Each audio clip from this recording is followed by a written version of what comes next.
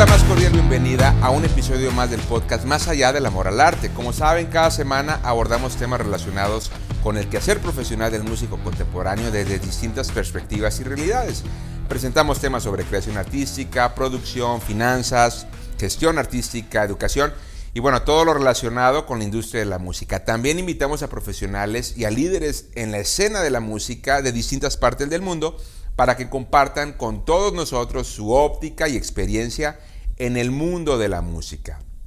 Hoy nos acompaña pues un artista excepcional, fuera de serie, a quien personalmente admiro muchísimo. Me refiero a Gonzalo Grau, pianista, multiinstrumentista venezolano, productor, compositor y arreglista. Gonzalo nació en la ciudad de Caracas, Venezuela, y desde la edad de 3 años inició su viaje con la música tocando el cello. Posteriormente seleccionó el piano como su instrumento principal. En Venezuela se formó como músico clásico e incursionó con el mismo desempeño en la música popular. Posteriormente viaja a la ciudad de Boston, Massachusetts, para estudiar en el aclamado Berklee College of Music, donde obtuvo su título profesional, graduándose con los más altos honores. De allí la carrera profesional de Gonzalo despegó, realizando colaboraciones y producciones musicales con músicos de talla internacional en distintos formatos y géneros musicales, desde la aclamada compositora Mariah Snyder y la Boston Landmark Orchestra hasta agrupaciones de música afrocubana como Mango Blue y Timbalaya. Es director, arreglista, pianista, productor de la agrupación La Clave Secreta, nominada al Grammy por su producción Frutero Moderno. Y bueno, Gonzalo, muchas gracias por acompañarnos en este podcast y gracias por tu disposición pues para compartir con músicos jóvenes en América Latina sobre tu experiencia como músico profesional y sobre todo tus vivencias. A nombre pues de toda la comunidad que nos escucha, muchas gracias, Gonzalo. Gracias a ti, Rafa, por la invitación. De verdad que como dicen allá en México, qué buena onda estar aquí contigo. Hacía mucho tiempo que no conversábamos, pero yo creo que, bueno, el cariño sigue intacto, definitivamente. Muchísimas gracias por regalarnos estos minutos. Y pues bueno, para ya entrar en tema, pues iniciemos con la entrevista. A ver, eres tú un músico multifacético que toca varios instrumentos, ¿no? Diversos estilos de música, desde el jazz, la música latina, el flamenco. Arregla, compone, produce, canta y aparte también sabes enseñar lo que haces de manera profesional. Entonces la primera pregunta sería, ¿cuáles fueron los momentos clave en tu carrera y en esa formación musical para el desarrollo de tu estilo, particularmente como arreglista, en esa faceta de arreglista que tú muy bien haces? Wow, mira, fíjate que uno va creciendo, obviamente como profesional, como persona, y cada experiencia, en mi caso yo vengo de una familia de músicos. Mi papá es músico, mi mamá es músico, y de alguna manera yo crecí en una casa donde siempre se respiró mucho arte, mucha cultura en general. Entonces, claro, para mí, yo creo que eso de ser arreglista, yo creo que de alguna manera parte un poco primero que nada de esa experiencia. Y yo creo que eso fue para mí una cosa muy fundamental. Es cada vez que yo, estando en mi casa, de repente escuchaba una sinfonía con mi mamá o la ópera, o de repente veía algo de ballet con mi abuela. O sea, cada una de esas cosas, por supuesto, uno no se da cuenta cuando uno está pequeño, uno no sabe qué tan importantes son esas cosas. Pero yo creo que, como van a decir, como primer contacto importante fue, yo creo que esa exposición a tanta cultura y a tanta música, a tanto arte, ¿no? Yo creo que otro punto importante fue quizás yo estando ya en el colegio. Yo estaba posiblemente algo así como en séptimo, octavo grado, una cosa así. Yo tendría como 13, 14 años. A mí siempre se me dio desde muy niño esa cosa de querer dirigir grupos, ¿sabes? Pequeños, un poco más grandes, pero vamos a decir, dentro de la música popular, para mí siempre fue la música popular como, vamos a decir, como lo más divertido, lo que más, ¿verdad? O sea, yo tenía mis estudios de cello, mis estudios formales, vamos a decir, de conservatorio, pero mi hobby siempre fue la música popular, era lo que más me divertía, era justamente sentarme al piano o tocar un poco de percusión.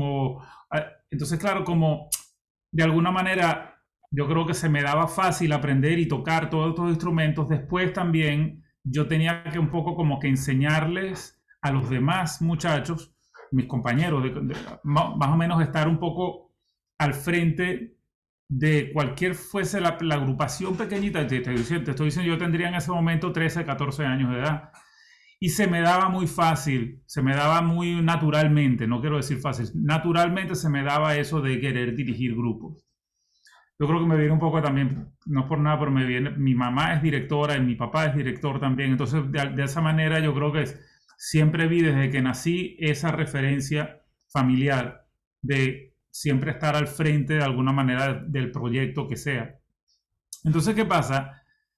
Ah, para poder de alguna manera darle forma a esos grupitos que yo estaba haciendo cuando apenas era un niño, empecé a hacer arreglos. Y eso coincidió un poco también con, vamos a decir, con la llegada, a lo mejor la llegada de la primera computadora a mi casa, esa parte tecnológica que también siempre me llamó mucho la atención desde muy niño. Entonces, el poder hacer, yo creo que para mí fue una cosa, fue una combinación de cosas maravillosas. ¿Por qué? Fue el darme cuenta que podía hacer música, crear, inventar música de alguna manera entrelazada con la tecnología, nuevas tecnologías, una computadora en casa, tal y que sé yo. Eso es lo primero. Eso coincidió también con el hecho de que en aquel colegio donde yo estaba tocando, no había nadie que tocara clavos, ¿verdad? Y eso me llevó a mí, un poco así como, bueno, no hay más nadie que toque esto, déjame ver cómo es eso de tocar un montuno, déjame ver, o sea, ni siquiera, yo ni siquiera sabía que se llamaba montuno aquello, pero era aquello de, ok, bueno, no hay más nadie que toque esto, bueno, pues déjame ver cómo hago yo con esto del piano. Y eso me llevó a encontrarme de alguna manera con el primer sintetizador. Al yo encontrar un instrumento que pudiese producir tantos sonidos diferentes, y eran sonidos obviamente imitando una cuerda, imitando un piano, imitando alguna cosa, que en comparación a lo que tenemos hoy en día con los samplers y con, ¿sabes? Con las librerías espectaculares que tenemos, pero para mí eso, para un niño de 13, 14 años, eso, mi cabeza explotó, porque era aquella cosa de, ya va, espérate, yo tengo a mi alcance, vamos a decir, a nivel tecnológico, tengo al alcance de mis dedos una orquesta entera. Eso para mí yo creo que fue el primer momento importante como arreglista. Fue aquello de, hey, me enamoré de los sintetizadores. Al poco tiempo tenía, me acuerdo que esa era la época del famoso Yamaha DX7, el DX7. Tenía el primer sampler que logré conseguir, se llamaba Sampler Mirage. Y era un sampler viejísimo. Pero aquellas cosas de que, de verdad, eso a mí me explotó la cabeza de manera, vamos a decir, positiva, porque era plena creatividad en un momento donde yo estaba como una esponja musical, aprendiendo música latina, aprendiendo mucha música popular, porque era lo que más me gustaba en ese momento. Y yo siempre continué vamos a decir, con mis estudios de cello, los estudios formales. O sea que yo empecé a combinar de una manera muy seria, muy profesional, el mundo clásico y el mundo popular. Pero yo creo que ese para mí fue un momento importante cuando yo empecé a hacer arreglos para mis amigos del colegio realmente. Y ya después el otro momento yo creo que importante, ya fue en Berkeley como tal. Porque cuando yo llegué a Berkeley, yo tenía en ese momento 22 años cuando llegué a la escuela. Y claro, ya yo era músico. O sea, yo no fue que me hice músico en Berkeley. Ya yo era músico cuando yo llegué a Berkeley, pero yo necesité quizás darle nombre a un montón de cosas que a lo mejor ya yo venía un poco manejando, pero darle un poquito más de estructura a esos conocimientos que siempre es importante. Obviamente, doy gracias a Dios que estudié arreglos con un gran maestro en Berkeley que se llama Jackson Schultz, gran arreglista, y yo creo que allí básicamente fue donde empecé a recibir un montón de, vamos a decir, de técnicas de arreglo, de cómo organizar los voicings, de cómo hacer un montón de cosas, que eso al final, eso no es lo que te abre a ti la cabeza a nivel creativo, no. Tu creatividad es tu creatividad y está relacionada con de dónde vienes, con tu cultura, con la música que escuchas desde que eres niño, con tus gustos muy particulares. La creatividad viene más bien, me gusta pensar que viene, pues, o sea, tú no vas a ser creativo o sea, por leerte un manual, no. La creatividad viene de otro lado. Pero sí es muy importante conocer la técnica, porque la técnica, mientras tú más la practicas, se transforma como en conversar en un idioma. Tú tienes la técnica, simplemente tú dejas de pensar en ella y eso se transforma, mientras más lo haces, se transforma entonces, vamos a decir, en una comunicación muy guapa entre el aspecto creativo y el aspecto técnico, que cuando van así, mano con mano, realmente ahí se te abre, y no solamente con la cuestión de hacer arreglos, a la hora de componer, a la hora de improvisar también es un poco así. Es como que mientras más lo practicas, o sea, no es que uno se tiene que quedar como creador, uno se tiene que quedar esperando que le caiga la musa divina de... No, no se trata de eso. Se trata de que tú te debes a tu carrera, te debes a tu oficio, a tu profesión, y como arreglista, mientras más lo haces, más fluyen las ideas.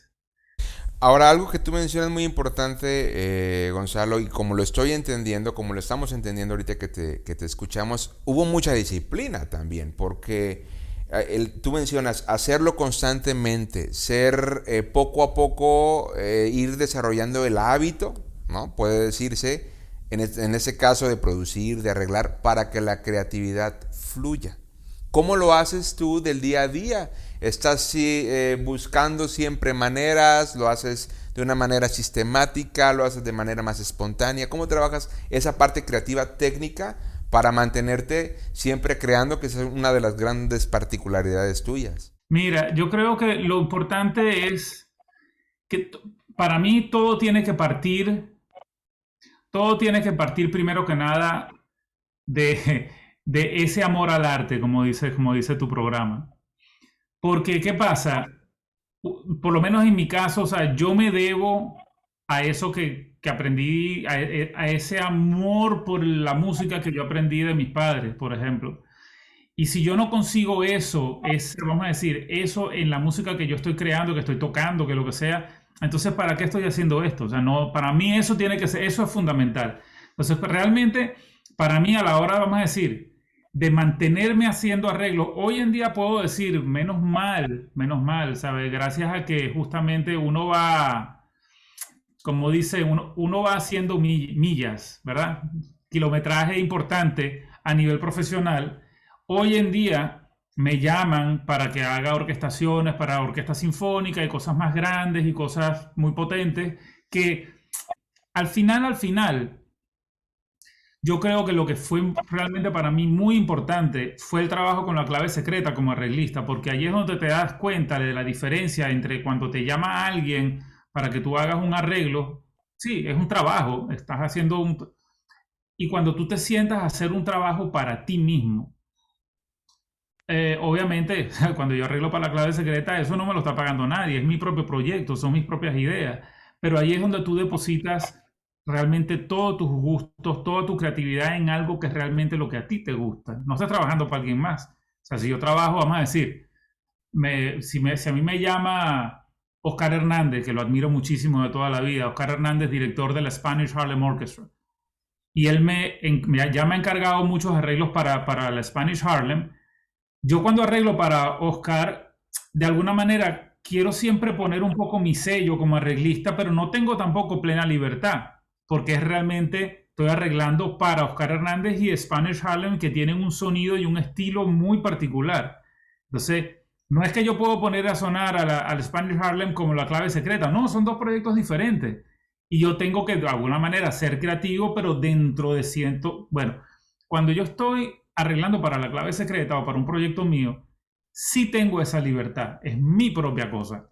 Entonces, yo creo que allí, cuando uno, vamos a decir, deposita ese cariño e invierte ese tiempo y esa, vamos a decir, esa energía en tus propios proyectos, ya bien sea que, ¿sabes?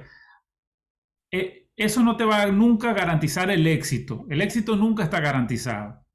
Que sea algo que venda, que no venda, te vas a hacer rico o no. Sinceramente, eso no tiene nada que ver con ese primer, vamos a decir, enamoramiento hacia el arte de hacer un arreglo o de escribir música o de... Por eso es que yo veo que hay cosas, mira, si uno es músico y tú te estás tratando de meter en este negocio de la música porque lo que te interesa es hacer dinero, yo no lo quiero mal criticar, no quiero mal juzgar eso. Hay mucha gente que lo hace, ¿verdad? Pero de alguna manera el éxito dentro de, vamos a decir, ser músico y ser exitoso, y vamos a decir, y hacer millones de esto, yo creo que sinceramente cada día es más difícil, es más complicado. Y nunca lo tienes realmente del todo asegurado. Estamos siempre lidiando con gustos de la gente. Hay gente que le gusta, ¿sabes? La carne asada y hay otro que no come carne y que lo que le gusta, ¿sabes? Es que la música es simplemente gustos de la gente. Entonces, yo no tengo realmente una fórmula, o nadie realmente tiene una fórmula. Es que si no haces esta fórmula no vas a ser exitoso. No, no se trata de eso. Al final, lo más importante para mí, y eso yo creo que yo podría aconsejarle a los músicos jóvenes en general, es que de alguna manera traten de ser siempre lo más fieles posible a tus propios gustos, a tu propio estilo. Una de las cosas que más cuesta trabajo es desarrollar tu propio sello como músico, como cantante, como compositor, como arreglista. Eso toma mucho tiempo. Es desarrollar esa firma, esa huella digital musical que tú, ¿sabes? Como lo que era Chick Corea, que Chick Corea tocaba un acorde y solamente con el sonido, no te digo, él toca y tú decías, ese es Chick. O sea, lograr desarrollar eso toma mucho tiempo. Entonces, yo lo que sí puedo asegurarles es que a cualquier músico que realmente se dedica a esto de arte, de hacer música, de componer, de arreglar, de tocar, de lo que sea, que traten de serle fiel realmente, primero que nada, a esos gustos personales y a ese discurso musical importante y muy particular que tenemos todos. Porque cada uno va a tener su propio discurso y cada uno tiene su propia cosa. Si tú tratas de alguna manera de poner esos gustos a un lado y dedicarte espérate, bachata con reggaetón y le voy a poner estos mismos 4 acordes que es lo que todo el mundo está usando, al final estás diluyendo tu propio talento, estás diluyendo ese sello particular tuyo, lo estás diluyendo y entonces vamos a decir, tú no tienes tampoco garantizado el éxito, no lo tienes garantizado. Entonces, de alguna manera, sea como sea, el hecho de que tú te dediques a tu propio desarrollo personal, eso al final, como sea, va a tener vamos a decir, si llegas a ser exitoso, tu satisfacción va a ser muchísimo mayor como artista. Tu satisfacción va a tener un impacto en ti mismo como artista mucho más productivo que tratar de alguna manera de seguir algunos patrones que mucha gente está siguiendo a nivel comercial y me fui por allí y no, yo por lo menos esa es mi experiencia y yo creo que yo, por mi lado como arreglista, si hay algo que puedo decir es que el haber iniciado mi actividad fuerte como arreglista con mi propio proyecto de La Clave Secreta, yo creo que es una gran bendición. Es una gran bendición por eso, porque me permitió a mí por muchísimo tiempo, antes de que me estuviesen llamando para hacer arreglos para cuartetos de cuerdas o para orquesta sinfónica o lo que sea, me permitió sobre todo no trabajar con una agenda comercial, sino trabajar con una agenda personal. ¿Qué es lo que realmente a ti te gusta? ¿Cuáles son los sonidos que tú realmente quieres transmitir con tu música? Yo creo que eso al final es súper importante. Oye, pues muchas gracias esto que nos comentas y bueno, todo súper valioso, pero acabas de mencionar otro de los temas centrales de esta entrevista, que es la clave secreta. Déjame te comparto, Gonzalo, aquí en esta región de México, nos encontramos en este momento en Jalapa, en Veracruz. existe la Universidad Veracruzana y el Centro de Estudios de Jazz. Ahí son fanáticos del trabajo de los arreglos de Gonzalo Grau con la clave secreta. Entonces, cuando llegué aquí a México, lo primero que me preguntaron, de las cosas primeras que me preguntaron fue acerca de que si te conocía y que si tú estarías dispuesto a venir en algún momento a esta zona geográfica de México, porque admiran mucho tu trabajo. Pero bueno, eso nada más lo quería hacer de conocimiento en este momento. Y definitivamente, pues uno de los proyectos más exitosos e importantes en tu carrera es sin duda La Clave Secreta.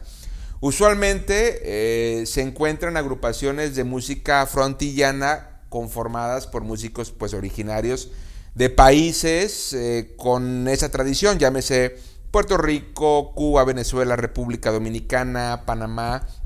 Sin embargo, La Clave Secreta se conforma por músicos increíbles de muy alto nivel de diversas partes del mundo, ¿no? Ahí encontramos a músicos de los Países Bajos, de Grecia, de España, Estados Unidos, de México, de Costa Rica, de Brasil, Ecuador, y has tenido músicos hasta de Brasil, de Israel, perdón. ¿Hay algún motivo en particular por qué encontramos esta multiculturalidad y diversidad en La Clave Secreta?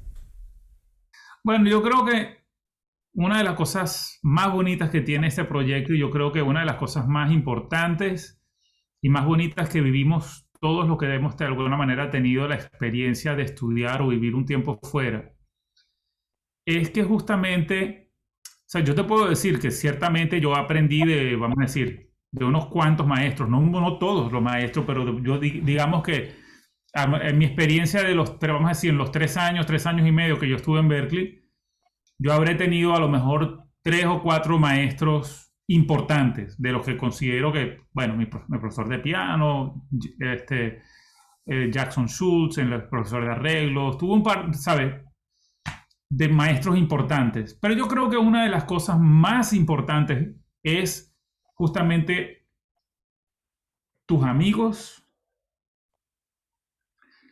porque se transforman un poco en esa familia extendida. O sea, tus amigos profesionales, eventualmente, dejando yo mi familia, por lo menos en mi caso, dejando mi familia tan lejos en Caracas y viéndolo solamente, si acaso una vez al año, para mí realmente son mis amigos y mis colegas los que se transforman en esa nueva familia, que para mí es súper importante. Y una de las cosas bonitas que tiene, o importantes que tiene una escuela como Berklee, como también hay muchas otras escuelas, pero y ciudades como justamente Boston, que yo creo que la ciudad en los Estados Unidos con mayor cantidad de colleges y universidades en todos los Estados Unidos es Boston. O ciudades como Nueva York, por ejemplo, o como San Francisco, o como París, o como Londres. Son ciudades muy potentes que de alguna manera yo creo que una de las cosas que las hacen más especiales es que tienen esa diversidad cultural. Es que cuando tú vas por Nueva York, en una sola, vamos a decir, caminando por la calle, en una sola cuadra, oyes, no sé, 30 acentos diferentes. Y eso yo creo que de alguna manera, vamos a decir, no al nivel, vamos a decir, con la magnitud de un Nueva York, pero cuando tú estás en una universidad como Berklee, en este caso en Boston, justamente, o sea, yo creo que lo que menos tenía eran amigos venezolanos. Tenía como 2 o 3, pero realmente, mi gran, vamos a decir, fuerte así, era, ¿sabes? Mi mejor amigo era Fausto Cuevas, ¿sabes? Fausto Cuevas, amigo tuyo también, de Brownsville, Texas, pero muy criado, muy a la mexicana, la verdad. Ese es mi amigo, o sea, mi primer así amigo fuerte era Fausto. Entonces, Fausto, después Panayotis, griego, increíble, bajista, espectacular, que resulta ser que el tipo es timbero y le gusta la timba, la música cubana y tal, qué sé yo, pero claro, es así como un espécimen un poco extraño porque toca todo aquello como, ¿sabes? ¿Verdad?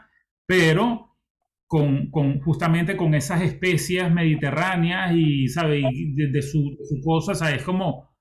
Es como salsa, pero en vez de ser una salsa con la sazón cubana, es una salsa con queso feta. ¿Sabes? Se transforma en algo muy particular, muy especial. Entonces, claro, eso a mí poco a poco también me fue abriendo la cabeza porque lamentablemente uno a veces crece viniendo justamente de tradiciones, porque la música, vamos a decir, la música popular puede perfectamente ser una cosa muy comercial, pero también tiene un lado que de la música popular que viene justamente de tradiciones y de folclore. Cuando la música popular viene de allí, de alguna manera tiene ese lado muy bonito. Lo mismo pasa con el flamenco, que de alguna manera tiene unas raíces muy fuertes, ¿verdad? Y que uno cuando está aprendiendo esta música, bueno, pues claro, uno se tiene que de alguna manera empapar mucho de esa tradición y de esa cosa. Muchas veces pasa con estas tradiciones que tienden a ser a veces muy cerradas. La gente no comparte cierta información de una manera tan fácil. Hoy en día, ¿sabe? Con las plataformas digitales y lo que sea, es mucho más fácil conseguir hoy en día información. Yo me acuerdo que cuando ya la primera vez que yo escuché en una grabación tambores batá, yo me iba volviendo loco. Yo decía, yo quiero aprender a tocar eso. Pero claro, la primera vez que conocí un tamborero que me dijo que me tenía que meter en la religión y tal, y qué sé yo, o sea, era como complicado. Hoy en día, bueno, yo terminé estudiando batá en Berkeley con un profesor increíble, con Mikel Ringquist ahí, pero lo que digo es que para mí fue realmente encontrarme en Boston con toda esa multiculturalidad. Yo me acuerdo la impresión cuando yo en un toque de salsa estaba tocando con un cantante, con un músico que vive acá de toda la vida que se llama Edwin Pavón. Y el que estaba tocando la primera trompeta era este tipo muy alto, muy flaco, muy alto, muy alto, que empezamos a conversar en el autobús cuando íbamos a tocar y me dijo, no, es que yo soy holandés. Y justamente yo también tenía cierto prejuicio ante justamente un holandés tocando salsa. ¿Será que toca bien? Y cuando arrancamos a tocar, él estaba tocando la primera trompeta y era impresionante, porque el tipo las tocaba todas, las leía todas perfectas y las tocaba con swing también. Entonces, claro, yo creo que todo eso, el encontrarme con Albert, con Fausto, con Panayotis, con Manolo Mairena, con Alex Alvear. Alex Alvear se transformó para mí en una, vamos a decir, en una gran escuela y mi gran hermano. Él es de Quito, de Ecuador. Y entonces, claro, al final todo eso se entremezcla y termino yo, vamos a decir, lo que más importa es darse cuenta que la música buena, para ser buen músico, no se necesita un pasaporte. Sea la música que vayas a tocar, no importa, no importa. O sea, ahí está Alain Pérez, que es un super músico cubano, pero tocó muchísimos años con Paco de Lucía, flamenco.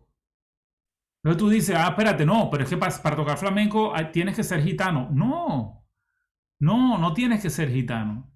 No, bueno, no, bueno, okay, no, gitano no, pero por lo menos tienes que ser de España. No, hay mucho español que no toca flamenco. ¿Sabes? Y hay muchos cubanos también que nos toca, que no, realmente vamos a decir, para tocar música, el estilo que sea, lo más importante es que te tiene que gustar y que a ti en particular tú te tienes que empapar muchísimo de ese estilo, de conocer la raíz, de estudiar su folclore, de estudiar todos los instrumentos. Es que vamos a tocar plena. Bueno, tú tienes que aprender a tocar plena puertorriqueña. Bueno, es importante que aprendas a tocar lo que hacen las tres panderetas, que aprendas todo lo que puedes aprender, cómo se toca un güiro, cómo se toca, cuando vienes a ver, mira, disfrutas la plena de otra manera, porque es que tienes que ser puertorriqueño para tocar plena. No, no. Entonces, claro, allí la clave secreta para mí fue, yo creo que ese destaparme los ojos y darme cuenta que, espérate, yo tengo a Shlomi Cohen. Shlomi Cohen es el que está tocando ahorita saxofón en el lugar de Tim Mayer cuando Tim Mayer se me fue. Pero es aquello de que tú dices, ya, espérate, Shlomi Cohen es un saxofonista de Israel tocando salsa y bueno, y sinceramente toca lo que sea a un nivel espectacular. A un nivel espectacular, porque de verdad, para ser buen músico, lo que se necesita es amar lo que estás haciendo, amar el estilo de música que estás estudiando y que estás abordando. Para tocar buena música no hace falta pasaporte. No, muchísimas gracias. Justamente eso era uno de los temas que queríamos preguntarte, ¿no? Por la complejidad y la diversidad de este grupo hermoso de la clave secreta y que, bueno, pues esperemos que muy pronto estés produciendo nuevas cosas para esa agrupación. Ya vamos a pasar a la tercera parte de esta entrevista, ¿no?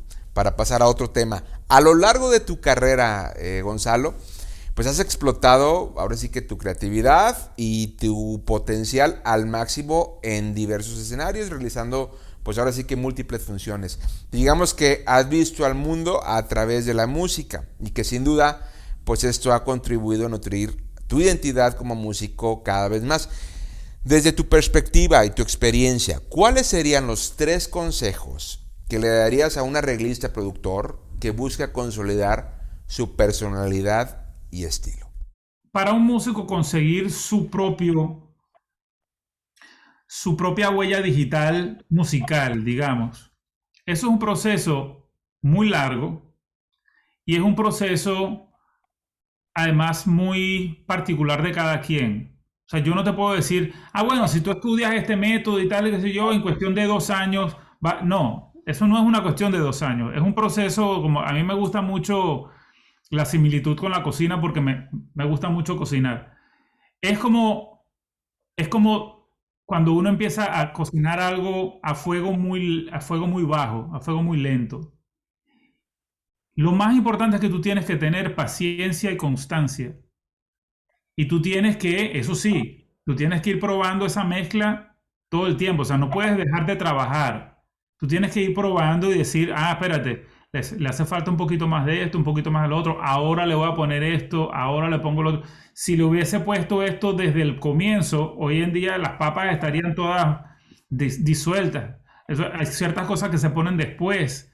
Hay ciertas cosas, ¿sabes? Si tú agarras una sopa y le pones la pasta desde el comienzo, es un desastre. O sea, hay ciertas cosas que tienen que venir en su momento específico y tienes que ir probando la sazón y probando la sazón.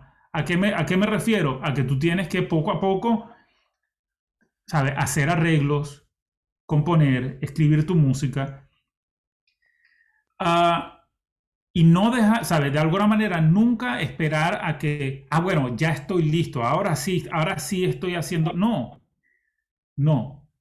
Vamos a decir, uno se debe a ese amor al arte, a ese amor al hacer música y a esa fidelidad que tienes con tus propios gustos. Mira, si tú naciste, vamos a decir, en México y tus influencias son el son jarocho y te gusta el guapango y te gusta esto y escuchaste mucho, no sé, Emanuel y Luis Miguel en una época y escuchaste después John Coltrane y escuchaste un poquito de esto y te gustó entonces la música de Herbie Hancock y entonces, bueno, no es que el guapango y el son jarocho se te fueron, no, ahora tú tienes a John Coltrane y a Herbie Hancock y tienes ese jarocho ahí, tú sabes la mezcla que viene con esas dos cosas allí. Esa mezcla es única.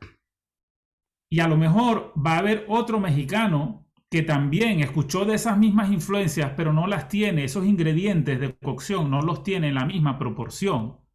A lo mejor empezó escuchando Hancock, a lo mejor no le gusta tanto Coltrane, y a lo mejor escucha jarocho. ¿Sabes a qué me refiero? Aunque inclusive hay otros músicos que a lo mejor sí comparten tus propios gustos, pero no necesariamente de la misma manera que tú. Entonces, lo que trato de decir con esto es que tú y cada uno de nosotros tenemos una mezcla de especies y de ingredientes que es única, única, y que lo único que tenemos que hacer nosotros es serle fiel a esos ingredientes y tener la paciencia para cocinarlo en su debido momento. Hay artistas, siguiendo con esta, vamos a decir, con esta analogía que tiene que ver con la comida, hay artistas que a lo mejor la tienen más fácil que uno, porque vamos a decir, yo que lo admiro muchísimo, un artista como Farruquito, por ejemplo, que es uno de los grandes bailadores y flamencos del mundo, ¿verdad? Alguien como Farruquito, que nace en una familia de gitanos en Sevilla y que desde que nace, su papá era cantador, su madre bailadora y cantadora también, y su abuelo, el gran Farruco, bailador impresionante. cuando Farruquito nace y era un niño, yo creo que antes de hablar ya estaba bailando, porque esa ha sido la vida. Y esa ha sido la vida de Farruquito, ¿sabes? Durante toda su vida. Flamenco, flamenco, flamenco, flamenco, flamenco. Ojo, no quiere decir que él no haya visto a Michael Jackson y le gusta Michael Jackson y entonces ahí incorpora algunas cosas que tienen que ver con... No, por supuesto que sí, pero vamos a decir que la vida de un artista como Farruquito es flamenco fundamentalmente, flamenco, muy, muy, muy, muy, muy flamenco. Eso viene siendo para mí eso tiene la simplicidad maravillosa que tiene cuando tú vas a un restaurante de carne y tú pides un bistec que lo que lleva es un poquito de sal y ya está, vuelta y vuelta y medium rare, y eso es una maravilla, ¿verdad? Porque es una cosa muy natural y muy pura, ¿verdad? Hay artistas en todo género que son así. La familia Cepeda, que tocan bomba, ¿verdad? La familia Ayala, que tocan bomba, los bomberos, los muñequitos de Matanza, ¿sabes? Afrocuba de Matanza. O sea, hay familias enteras que se dedican a cultivar ese tipo de arte muy, muy, muy puro. Muy puro. ¿Qué pasa? Esos procesos de cocción quizás no son tan elaborados, quizás no son tan largos. Eso es un vuelta y vuelta. Desde que ya eras un niño ya estabas bailando flamenco como un monstruo, ¿me entiendes? Impresionante. ¿Qué pasa? ¿Qué pasa si yo nazco en una familia donde mi mamá es músico clásico, cantante, vamos a decir, cantante lírico y directora de agrupaciones de música antigua, sobre todo se especializa en música de la música medieval, renacentista y barroca? Mi papá es compositor contemporáneo, toca piano y se dedica realmente a la dirección coral, al mundo coral. Y de allí, vamos a decir, yo crezco en Venezuela tocando cuatro venezolano, me encanta el folclore venezolano, merengue venezolano, el 5x8 y tal, qué sé yo. De allí empiezo a tocar muchísima percusión. Eventualmente, como no había quien tocara el piano, empiezo yo a tocar el piano con música de guaco, a transcribir guaco. Y cuando vienes a ver, estoy tocando salsa, estoy aprendiendo a tocar montuno, descubro la música de Chick Corea Electric Band, se me vuela la cabeza con Electric Band, decido irme a Boston a estudiar jazz porque quiero aprender a tocar como Chick Corea y eventualmente conozco unos flamencos y empiezo a tocar flamenco. Cuando tú tienes un montón de especias y tantos ingredientes, tu proceso de cocción es más largo, es más lento.